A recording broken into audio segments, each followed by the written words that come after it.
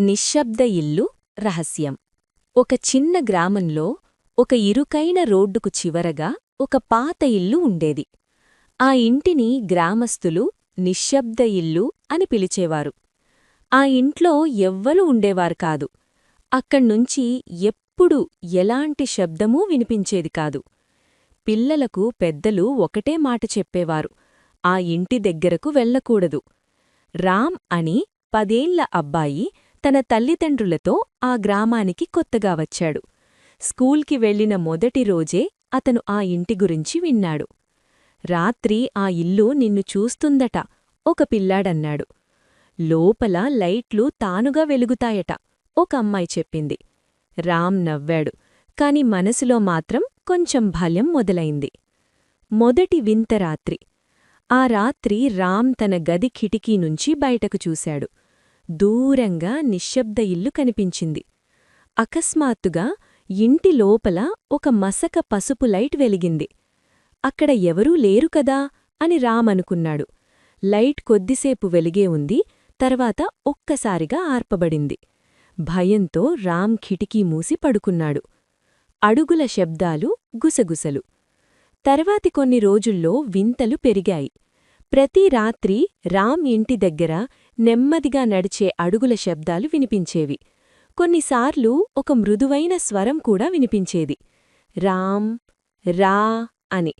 అతను బయట చూసినప్పుడు మాత్రం ఎవ్వరూ ఉండేవారు కాదు. ఒకరోజు అతని అమ్మమ్మ ఇంటికొచ్చింది. రామ్ జరిగినదంతా చెప్పాడు. అమ్మమ్మ ముఖం గంభీరంగా మారింది. ఆ ఇల్లు ఖాళీ కాదు నాయనా, అది జ్ఞాపకాలతో నిండి ఉంది అంది. నిశ్శబ్ద ఇల్లు నిజం.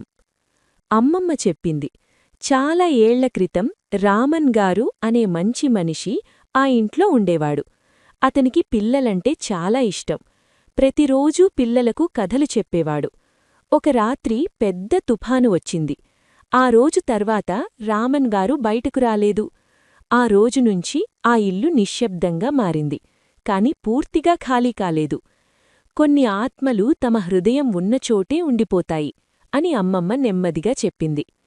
ధైర్యమైన నిర్ణయం. ఒక రాత్రి మళ్లీ ఆ స్వరం వినిపించింది, రామ్, రా అని. ఈసారి రామ్ దాక్కోలేదు. అతను ధైర్యం చేసుకున్నాడు. టార్చ్ తీసుకొని నిశ్శబ్ద ఇల్లువైపు నడిచాడు. ఇంటి తలుపు తెరిచే ఉంది. లోపల చాలా ధూళి ఉన్నా అక్కడ వాతావరణం ప్రశాంతంగా ఉంది. గోడలమీద పిల్లలు గీసిన బొమ్మలున్నాయి. అకస్మాత్తుగా లైట్ వెలిగింది. ఒక వృద్ధుడి నీడ కనిపించింది. మృదువుగా నవ్వుతూ, నేను ఒంటరిగా ఉన్నాను ఆ స్వరమన్నది. నువ్వు వచ్చినందుకు ధన్యవాదాలు. రామ్కు భయమనిపించలేదు, శాంతిగా అనిపించింది.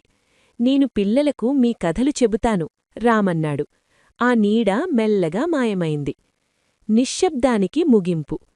మరుసటి రోజు నిశ్శబ్ద ఇల్లు సాధారణంగా కనిపించింది. లైట్లు లేవు, నీడలు లేవు. ఆ రోజు తర్వాత వింత శబ్దాలు మళ్లీ వినిపించలేదు. రామ్ ఆ ఇంటి దగ్గర పిల్లలకు కథలు చెబుతుండేవాడు. అప్పుడా ఇల్లు భయంకరంగా కాకుండా ఆప్యాయంగా అనిపించేదు. ఎందుకంటే ప్రతి ఆత్మ చెడ్డది కాదు, కొన్ని గుర్తుంచుకోవాలని మాత్రమే కోరుకుంటాయి. అందుకే నిశ్శబ్ద ఇల్లు ఎప్పటికీ నిశ్శబ్దంగానే ఉంది, కాని ఒంటరిగా మాత్రం కాదు.